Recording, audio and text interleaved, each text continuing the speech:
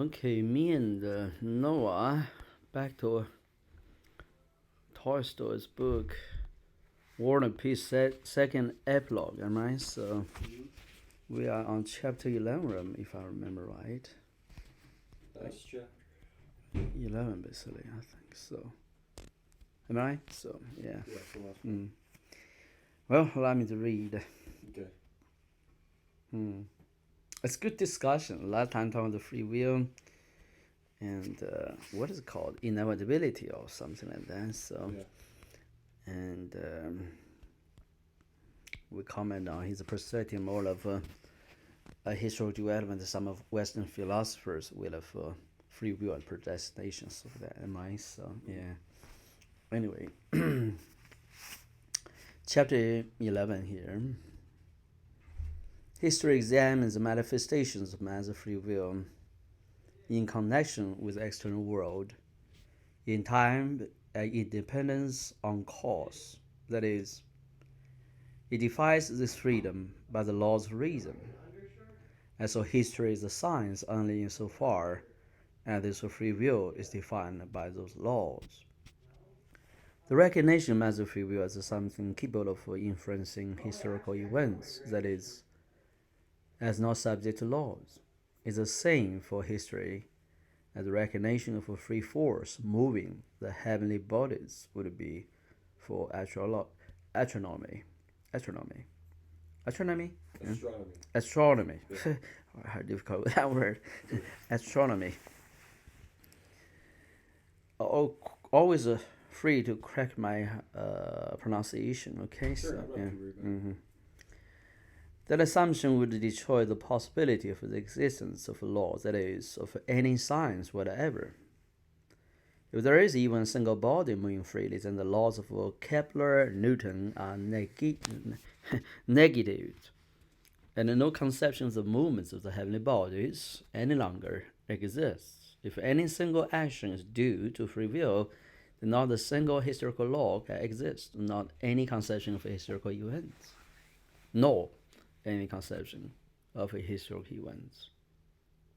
For history, lies exist, but the movement of human wills, one end of which is hidden. Come in. Sorry, Let's go. I need your keys.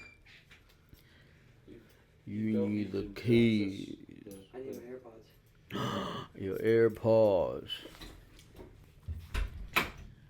One end of which is hidden in the unknown, but at the other end of which a consciousness of man's will in the present moves in space, time, and dependence on cause. The more this field of motion spread out before our eyes, the more evident are the laws of that movement. To discover and define those laws is a problem for history. Is that really? Okay. Interesting, huh? He's trying to find some laws in history.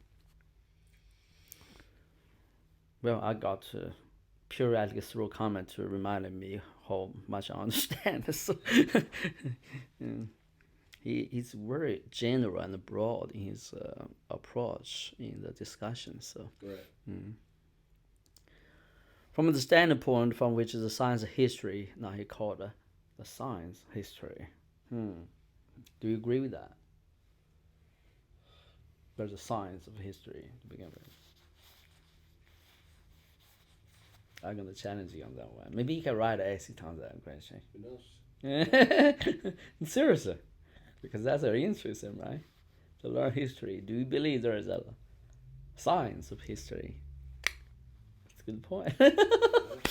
Don't give me that official expression. I'm not challenging. I'm talking about serious. No, I'm thinking seriously about Yeah, that's gonna be my assignment for you, essay assignment. By the way, you be my student and never give you assignment. That's terrible. I have that assignment. Do you have assignment these days still? No? No assignment? Or I'll give you assignment. Answer, is there, I mean, on the subject called the science history, first tell me or tell your readers whether it exists or not. If it does, why? What it is, when? If it doesn't exist, why it doesn't exist? That's your essay.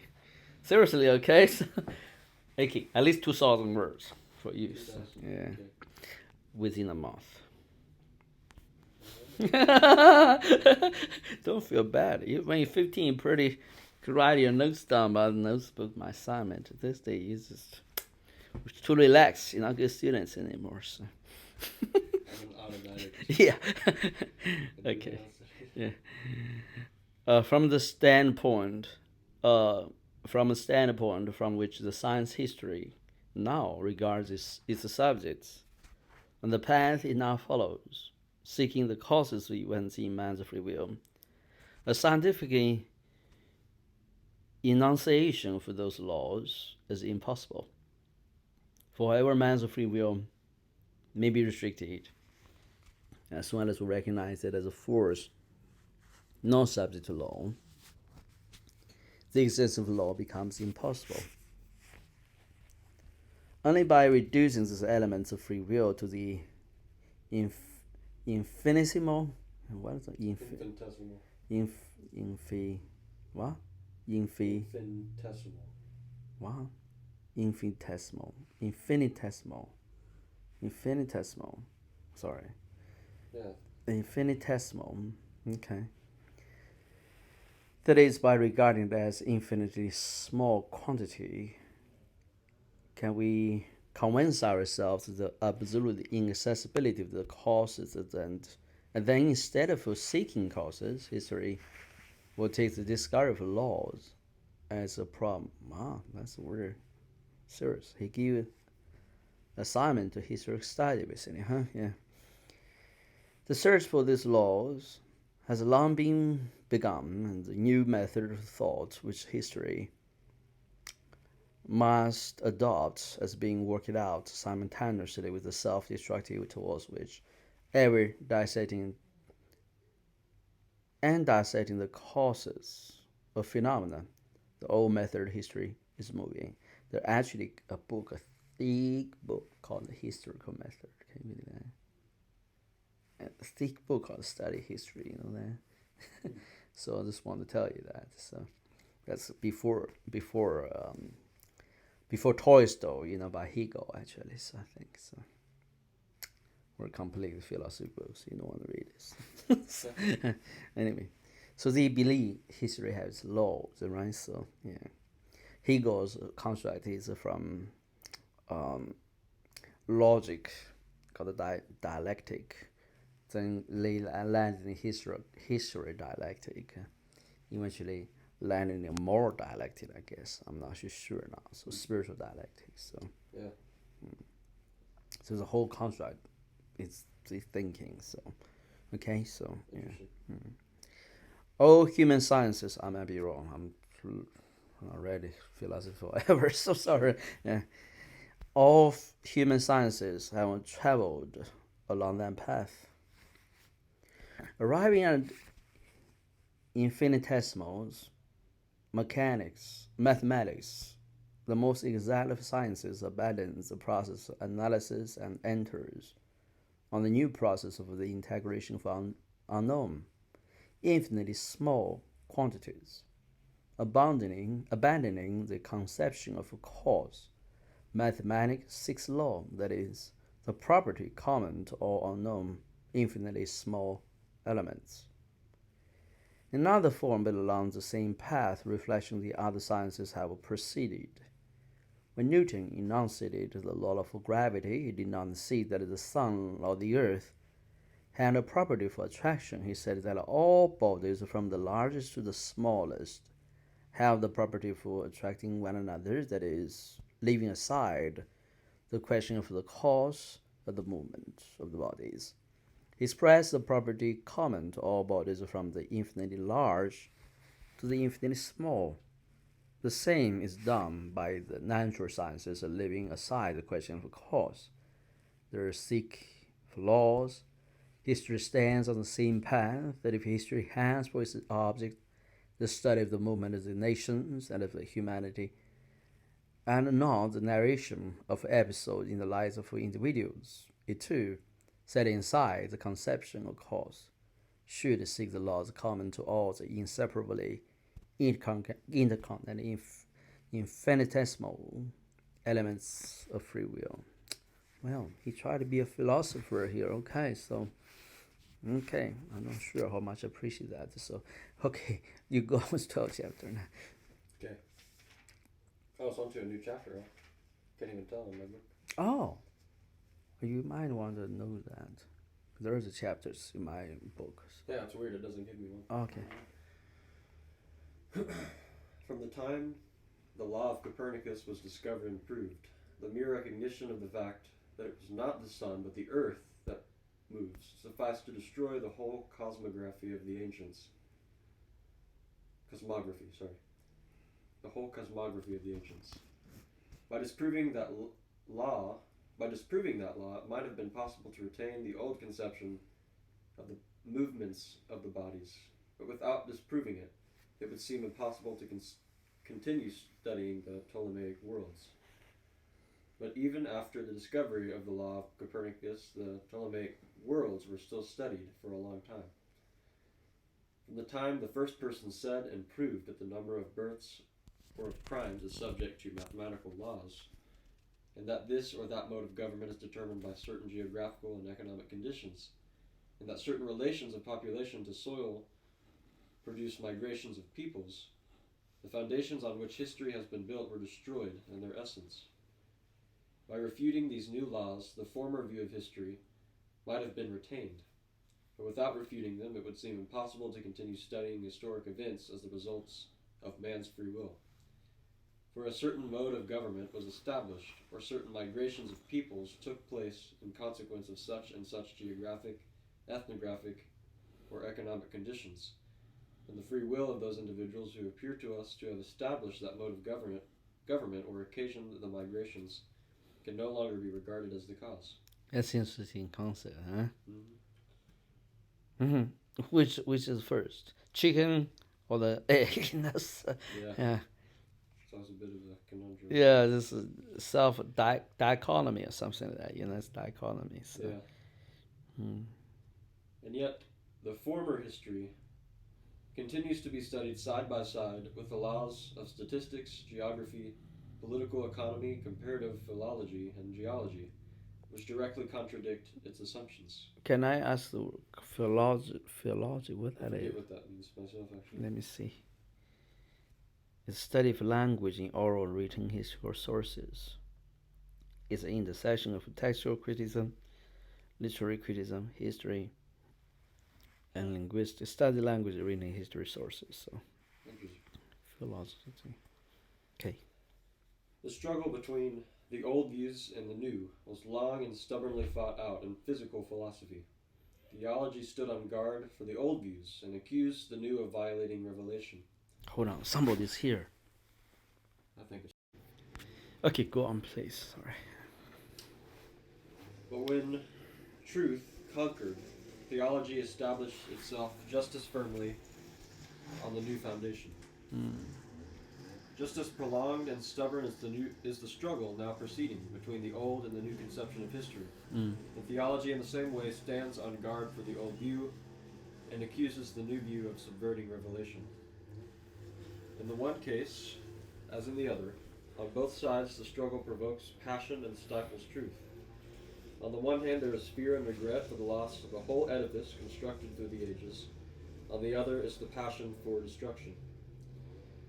To the men who fought against the rising truths of physical philosophy, it seemed that if they admitted that truth, it would destroy faith in God, in the creation of the firmament, and in the miracle of Joshua the son of Nun.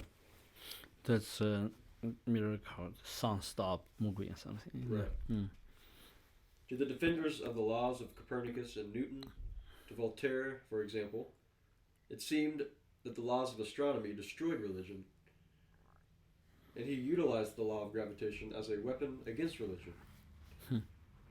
Just so, it now seems as if we have only to admit the law of inevitability to destroy the conception of the soul, of good and evil, and all the institutions of state and church that have been built up on those conceptions. So too, like Voltaire in his time, uninvited defenders of the law of inevitability today use that law as a weapon against religion. The law of inevitability in history, like the law of Copernicus in astronomy, far from destroying, even strengthens the foundation on which the institutions of state and church are erected.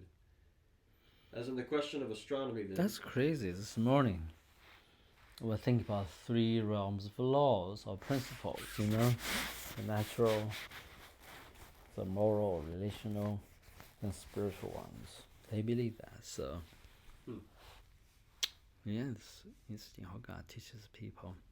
To me, then I use that for discussing with Benji. So here, three.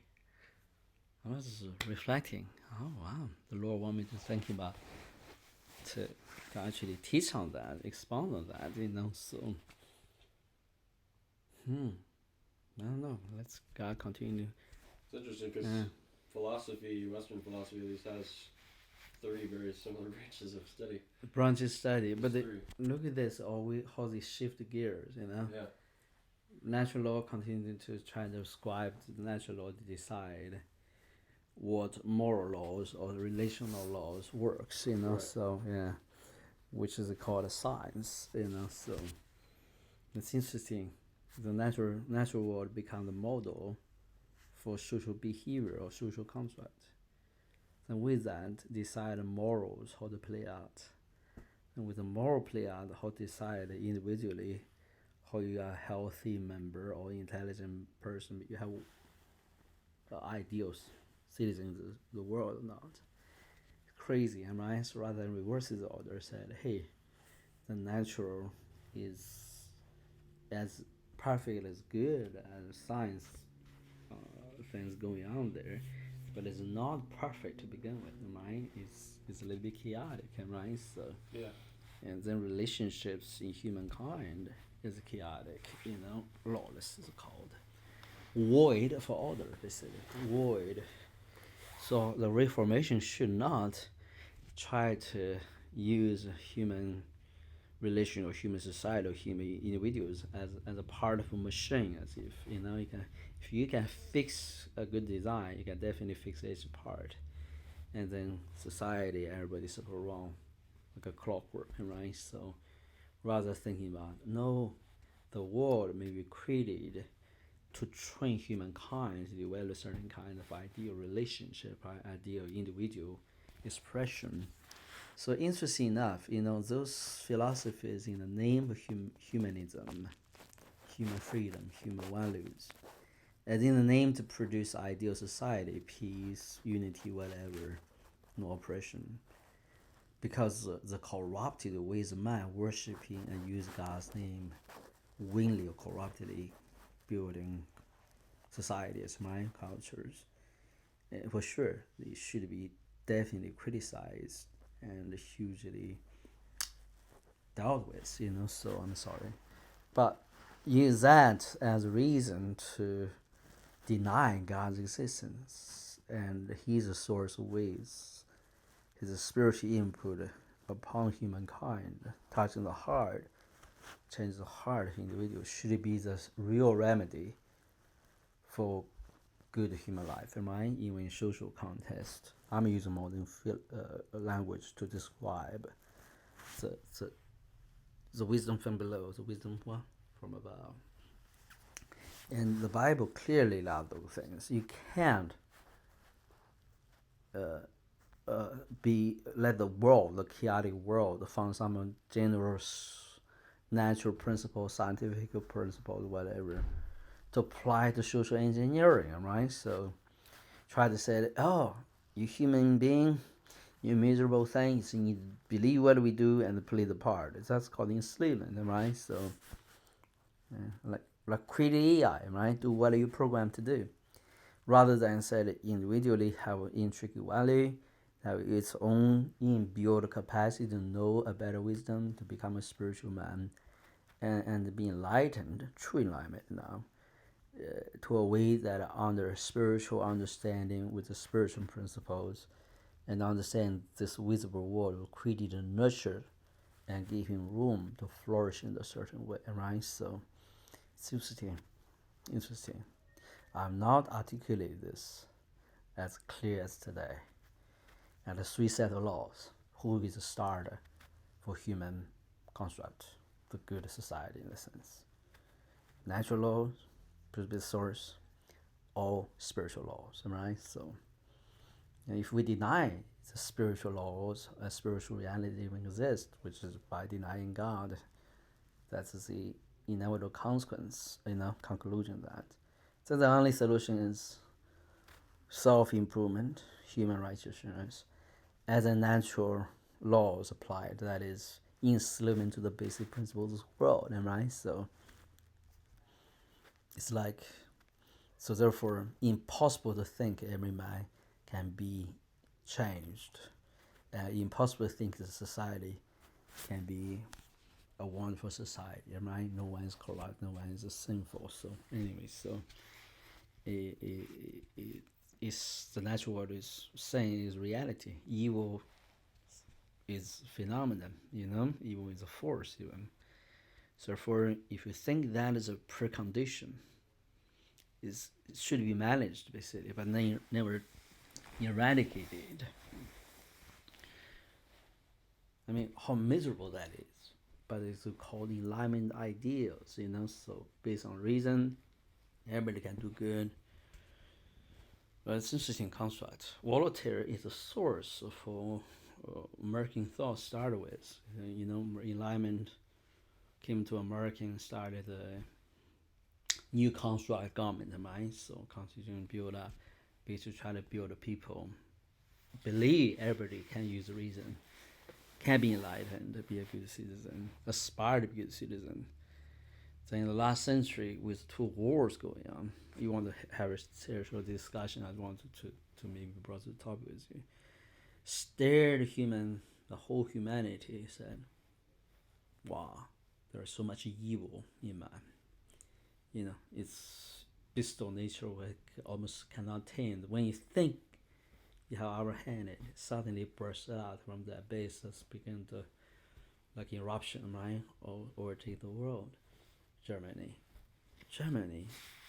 is a highly sophisticated, most philosophy, all the theories of modern day, talking about the history, society, even psychology in the Freud is in the German tradition. Suddenly got Hitler going on, Second World War, First World War come, put into place a generation under suppression and feel, exasperated.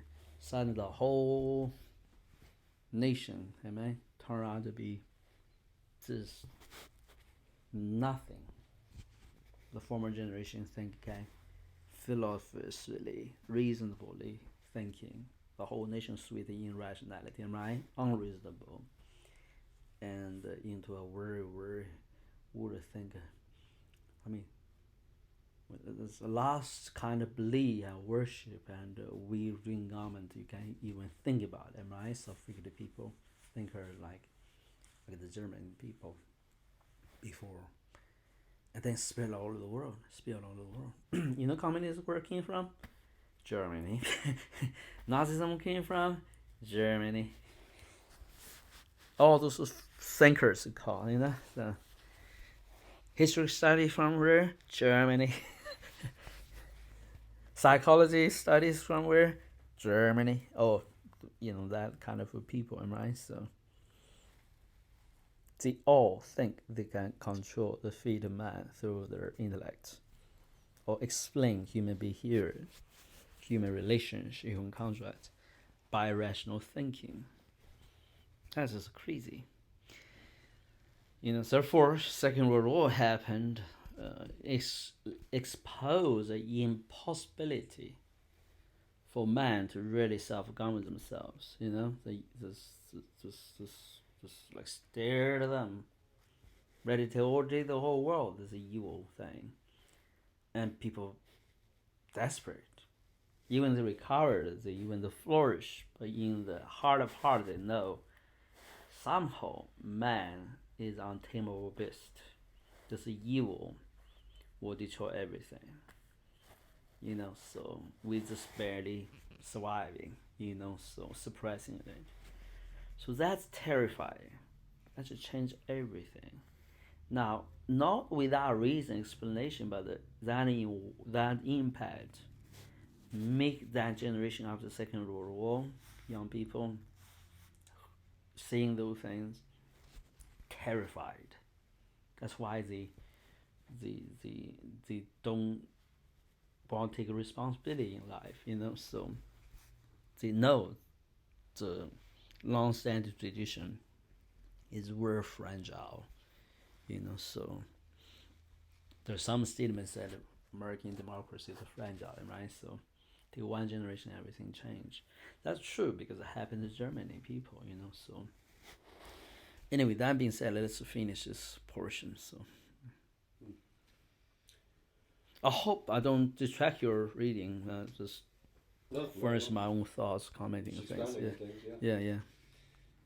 As in the question of astronomy, then, so in the question of history now, the whole difference of opinion is based on the recognition or non-recognition of something absolute, serving as the measure of visible phenomena.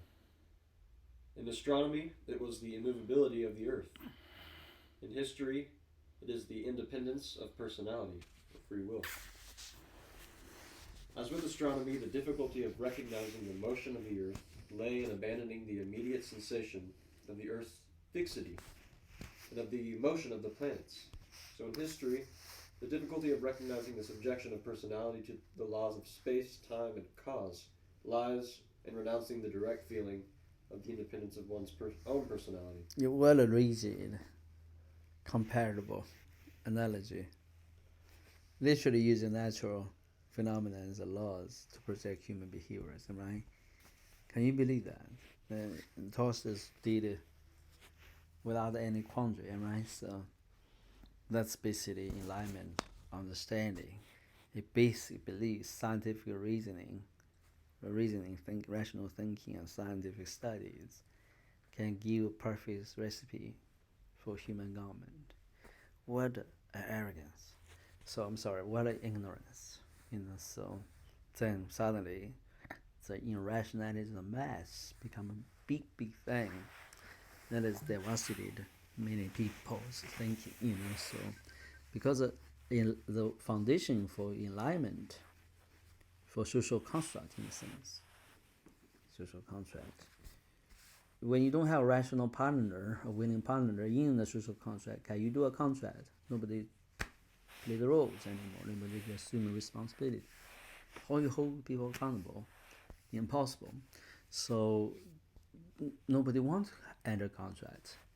We only see the first part, that is the bad rulers, corrupt monarchies don't respect the people they govern or lead, right? So therefore need some contract restraint, especially on the part of the rulership, so whatever the governors.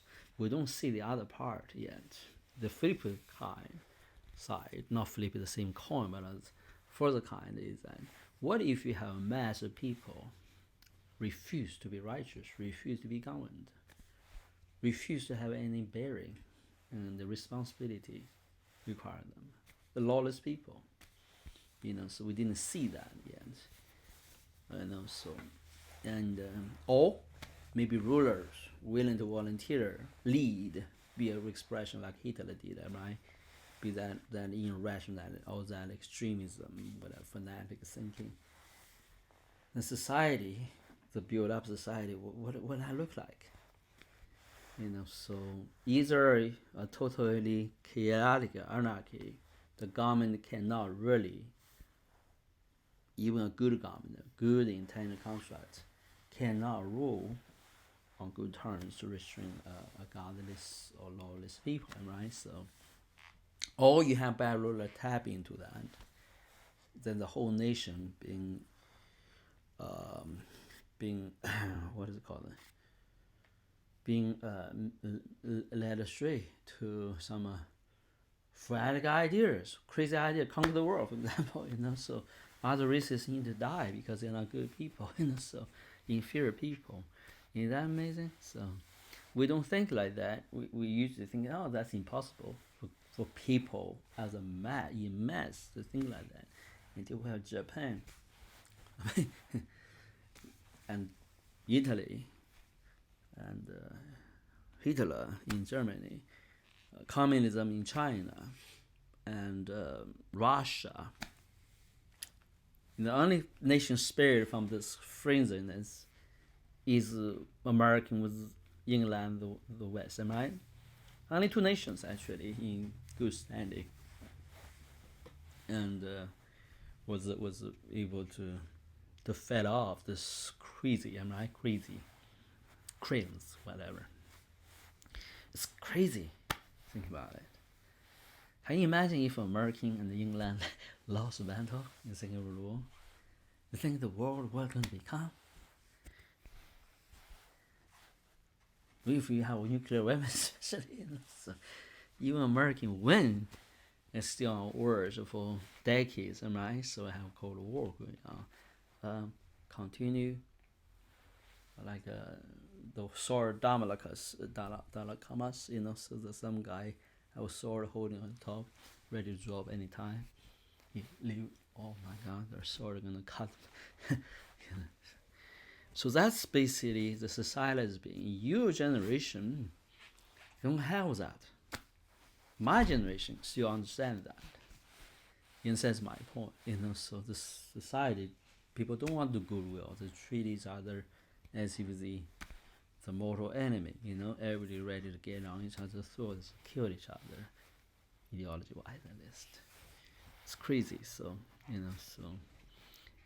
as a super oppressive and disturbing in the deep depths of a human psyche, so I use a modern word again to exclude this.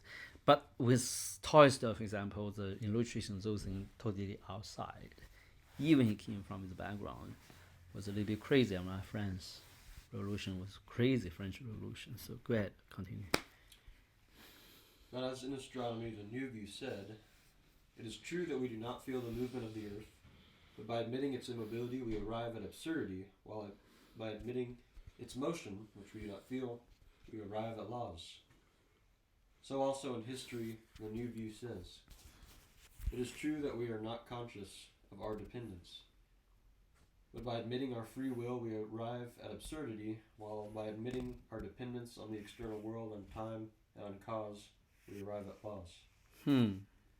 In the first case, it was necessary to renounce the consciousness of an unreal immobility in space, and to recognize a motion we did not feel. In the present case, it is similarly necessary to renounce a freedom that does not exist, and to recognize a dependence of which we are not conscious. He didn't draw a clear conclusion, but it does give this dilemma, whether the laws, history, commons, history, events, development, or the free will is still a major player in it.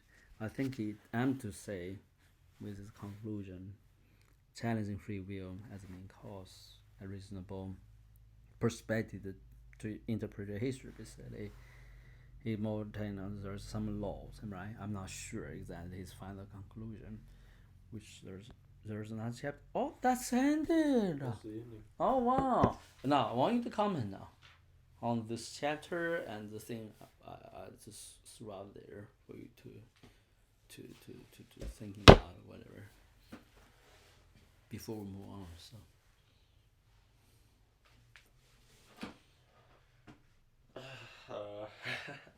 do you want to write an essay on this today? I would encourage to do it. I do actually want to, Yeah. except I don't feel adequate for it yet. Is my problem. Oh, just get your thoughts. So we can Thoughts some are sort one of thing, but discussion. also writing on the subject of history, especially when you're writing on the subject of how of the science or method. I of don't history, want there you should to give a conclusive conclusive statements to those kind of thinking. I know. Maybe it's silly of me to think this, but I almost feel like I don't have an adequate amount of historical knowledge to even tackle something like that. Like I don't have enough experience even with the subject of history itself to be able to. For sure. To see if there's Nobody can. In reality, nobody can. If somebody think they can, they know history enough. So. Yeah. Well, there's always some more history to learn. Look at that. Tolstoy was very thoughtful. He wrote a whole book talking about the history of period in his nation. Yeah. So I have a lot of grasp, but then you look at the historical constructs, it's pretty much still an old framework, right? So on the framework of the day, a lot of new ideas and new observations which challenge the most historical approach in his day. And it actually is a forerunner for later on for many historical studies, okay, philosophical thinkings. My point is not necessarily to drive in a conclusion, rather as a summary to narrow it down what, in terms of study history, you wanted to have questions, right? So sometimes it's good to narrow down your questions. So, Sure. yeah, history is such a broad subject. So yeah. For example, some basics. Do you think there is a science or laws behind history? Depends on how you understand history, right? Yeah. So yeah. I try to inspire you to thinking. Okay. So yeah. Not to tell you what to think. Try to inspire you how to think. So. Right. Comments? That's it. So far, this book. We wrap up. Today's the last session, I believe. You want to dedicate another session to discuss these things? It's up to you. It can always come up now and again if we reference back to certain things that were read. I don't quite discussed. understand because spread out of our reading, but I don't think he has a totally clear outline with what he expounded as well. So I think what I took does. away when I first read it and take away now is that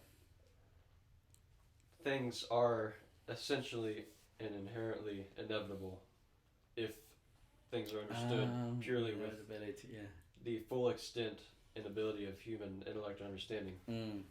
But at the same time, events, their inevitability and their He called the law inevitability. Right? The inevitability or free will involved in an event is entirely dependent on our perception of it, based on three principles, being the environment, the time in which it has happened, and the cause of the event.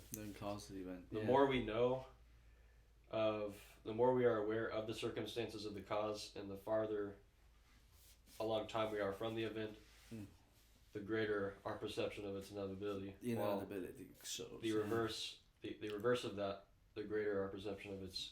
That's beautiful. Of its of the free will involved in it. It's just a really simple way of understanding it. Yeah. That's why I think he came to the conclusion that things are, as we review history and apply the law and pattern of history to even the present moment or even the way things will be, there is this overarching law of inevitability. I think he came to that conclusion, I think. But that free will still exists as a form of perception, I think. Sure.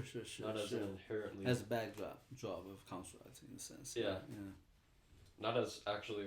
It's not a law as inevitability is, I think. So it doesn't have... But in his description of the war... Of the what? The war. Of the on war. the Kutuzov, Alexander against Napoleon, right? Napoleon. Oftentimes mention the messiness as the uncontrollable things happen, right? So that's really proves his point, thinking about it. Because with all the generals, the emperors, the one who think they made decision called the law, there's a almost like a mighty force driven the events move forward to inevitable result, right? So that's crazy. Yes, I have this funny thing in my mind. Yeah, sorry.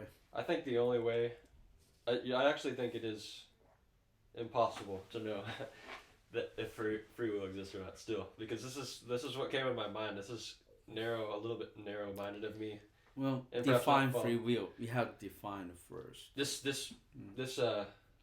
instance I'm going to give will hopefully imply the definition. Okay, great. I'd like to hear it. Yeah. So basically, it is only possible for free will to exist if I have moved forward in time and want to go back in time and reverse my action and erase all of that time that actually happened to where it has no existence at all. Yeah, you basically sovereignty. Yeah, so all that time all that time that I moved from say Tuesday to Wednesday, I was like, actually I want to change what I did on Tuesday, so Wednesday no longer exists. Yes. I yes. go back in time. There's no existence of that Wednesday anymore. Yes. Yes. And I change the event and it goes again. Yes.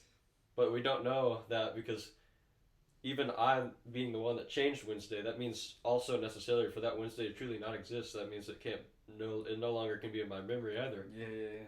So in that case, none of us, even if that Time is possible, travel. none of us know because we Yeah. don't remember if it did happen. Yeah. You get in some cracky stuff like a multi-universe, multiverse. Yeah. Multiverse, branched out timeline basically. And second is time travel.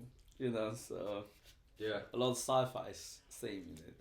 I also watched added inspiration your dad talking about the interstellar. That's why it's all essentially Yeah. the discussion involving multiple dimensions too. Yes. Being able, because that's what the fourth dimension is assumed to be, because we have the third dimensions that brings us to space, which I guess can be related to this idea of cause and circumstances, or to the 2 points Tolstoy uses. The fourth dimension is that extension of time, so the third dimension moving along a certain line of time. And so being able to go into and even past the fourth dimension is where you then leave the laws of inevitability and free will. Yeah. That's what those dimensions are. That's crazy. Outside the bounds of those laws. Yeah, might not be the part of your thoughts just shared there, so don't forgive me if I don't, continue the conversation the same way I'm thinking. But I propose some strange phenomena to you for you to think. Okay.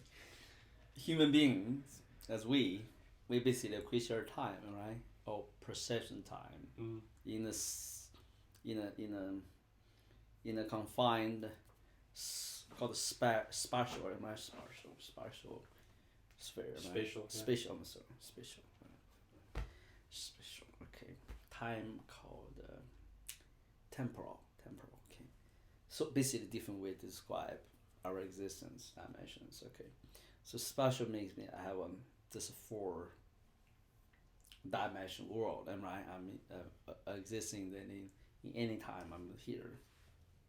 So I was able to, as a creature in this dimensional construct, to see the full development time as irreversible development. Therefore, time is linear or one-directional. And I have no time to travel back and forth to just, go ahead. But I do have freedom, with time permitted, to move myself freely in this spatial world, and my spatial world, right? So I can be American tomorrow. I can be in Germany if I want to, right? Take a flight. I have freedom, right? Then come back to America again, so I can have this free will, time allowed, right? So travel back and forth. Then I think about it. If you are another creature, that where time is like a space, is your stationary existence, or preliminary initial state of being, basically. And then your observation point changed. A space is the things you cannot freely traverse, right? So, so time, however, you can freely traverse. In the same space, that's basically the interstellar, I think, is some part of it. I'm not sure, however. In the same space, you kind of move, you just stay there forever. Or just develop in one directional, run to a certain end, right? I don't know the direction how they decide in that regard. Yeah, movement still have directional, right? So in spatial. So if I just run one directional, but time is freely belong to me. I can travel back and forth, maneuver time, right? So, but I can't move the spatial existence. I don't know what that means actually. Without time bring corruption, every things go, things come, right? So can be renewed. But in spatial world, how the cycle work, I don't understand. All the changes work, I don't understand. It's very difficult to imagine. But at least you can think about it. You have freedom to travel back and forth. It doesn't make sense. Make much changes. I think we're combined, in according to this model of dimensional thinking. We're confined to the dimensions we're a part of. So, Yes. in that sense, as three-dimensional beings, we can only manipulate the three-dimensional world. So we can't Yes. manipulate the two-dimensional or the fourth dimensional. But in the fourth dimensional, in the same way, perhaps we can't Oh, manipulate. three-dimensional. Sorry. the third or the Yeah. fifth. Yeah. We're confined completely to the. Yeah. And dimensions think about of another creature. Think about time, like space, Yeah. stationary or initial state. Your observation point is from there, and the space become somehow a linear development or whatever one directional development. Then your whole perspective about the world, everything it changes. I don't know exactly what that means. Okay, it's inconceivable, unimaginable to me. I'm only thinking about it. There might be a possibility that actually exists. That's If why it really exists, then that's very interesting how that That's world why these works. ideas have some really Yeah. interesting implications on conscience too, because Mm-hmm. the conscious actually extends beyond all dimensions. There you go. That's my point. Yeah, consciousness. The fact that Where we're even able to consciousness discuss generated. this implies Now, that. then thinking about it, when these two beings have a collision point or contacting point, Mhm. wow, what a consciousness is that? Yeah. What if something can combine together rather than just mutually exclusive, right? Yeah. So, common idea eternity there. So that's true freedom, right? So No such thing as just talking. So Very interesting. imaginations. Tolstoy is very imaginative, right? So his world is a science, and you develop science and try to study history. Yeah. But ours more developed. We don't actually know. Sure. But the good to thinking about it. Yeah. Yeah. It's very interesting. So you can think about it. Yeah. I don't think that's bad thinking. Right. Those are healthy thinking. It's Certainly inclusive agree. thinking. Yeah. Yeah. Well, it will